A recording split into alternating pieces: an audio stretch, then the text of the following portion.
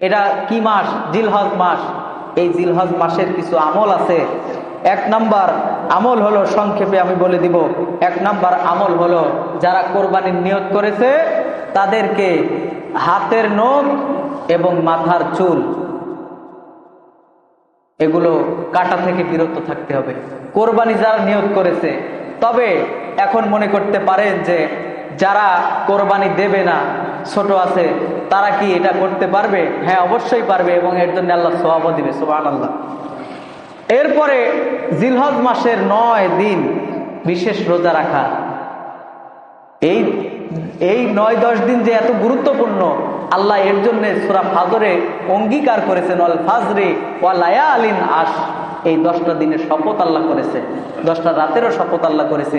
খুবই গুরুত্বপূর্ণ সম্মানিত উপস্থিতি। এই দিনগুলোতে রোজা রাখতে হবে। 3 নাম্বার হলো বেশি বেশি আল্লাহর জিকির করা, বেশি বেশি সুবহানাল্লাহ, আলহামদুলিল্লাহ, আল্লাহু আকবার, লা ইলাহা ইল্লাল্লাহ, বেশি বেশি জিকির করতে হবে আমার বন্ধুগণ। তারপরে তাকবীর পাঠ করা।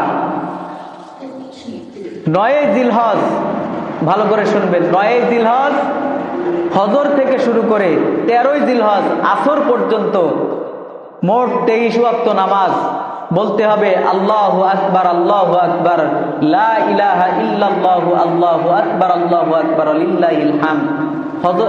ফরজ নামাজের পরে, এমনিতেও আপনি পড়তে পারবেন, কিন্তু ফরজ নামাজের পরে বেশি বেশি পড়তে হবে। এটা আল্লাহ নবীজি সাল্লাল্লাহু আলাইহি সাল্লাম শিখিয়েছেন।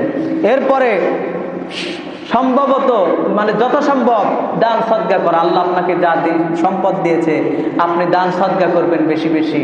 তারপরে বেশি বেশি দোয়া করা, আল্লাহর কাছে দোয়া করতে হবে, তওবার নিয়তে দোয়া করতে হবে, আল্লাহ তাআলা যেন বিগত জীবনের সমস্ত গুনাহ এই দিনগুলোতে মাফ করে দেয়। এরপরে বেশি বেশি নফল ইবাদত করতে হবে। এর আগে যে ইবাদত করেছেন এর চেয়ে বেশি কিছু করার চেষ্টা করেন, নফলগুলি বেশি করার চেষ্টা করেন। তারপরে আন্তরিকভাবে আল্লাহর কাছে তওবা করা, আল্লাহর কাছে তওবা করতে হবে এইভাবে যে আল্লাহ, পূর্বে যে গুনাহগুলো করেছি এই গুনাহগুলো থেকে তুমি বিরত রাখো। আল্লাহ তো মানুষকে ক্ষমা করবেন, আল্লাহ বলেছেন আফালা ইয়াতুবুনা ইলাল্লাহ ওয়া ইস্তাগফিরুনাহু আল্লাহু গফুরুর রহিম। আমার বন্ধুগণ, এরপরে সামর্থ্য থাকলে হজ ও উমরা করা। অন্তত এবছর না হলেও নিয়ত করে ফেলেন, নিয়ত করলে কিন্তু আল্লাহ যে কোনো ভাবে নিবেনি আপনাকে কাবা প্রান্তরে।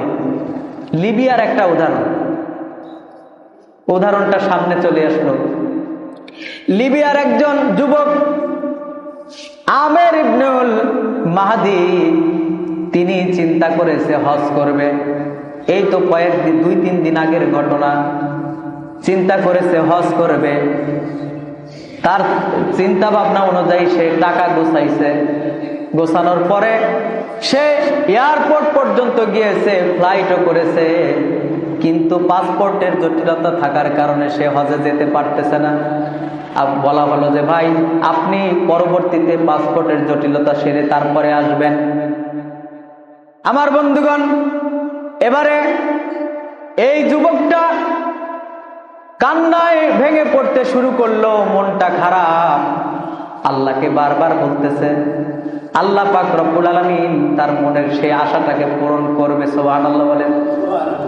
বিমানটা যখন চলে গেল, যাওয়ার পরে কিছু দূর যাওয়ার পরে বিমানটা নষ্ট হয়ে গেল, যান্ত্রিক ত্রুটি দেখা দিল।